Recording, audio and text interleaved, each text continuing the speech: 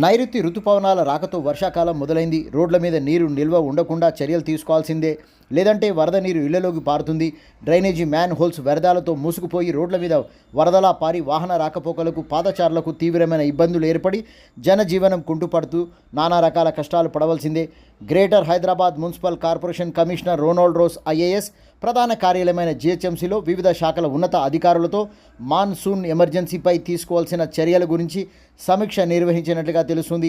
My GHMC app ద్వారా GHMC dial 100 number call సెంటర్కు ఆన్లైన్లో వచ్చే అన్ని ఫిర్యాదులను త్వరితగతిన పరిష్కారం చేసేందుకు సిద్ధంగా ఉండాలని, ఏ స్థాయిలోని సిబ్బంది అయినా అధికారులైనా అలసత్వానికి చోటు లేకుండా జాగ్రత్తగా ఉండి నగర ప్రజలకు అందుబాటులో ఉండి పనులు చేయాలని, రోడ్ల మీద వర్షం నీరు, చెత్త, డెబ్రిస్ లేకుండా చూడాలన్నారు. నగరంలోని Madhapur, Bata showroom, Yashoda hospitals, Shilparamam తదితర ప్రాంతాలలో పర్యటించి పలు సూచనలు అధికారులకు చేశారని తెలుస్తుంది.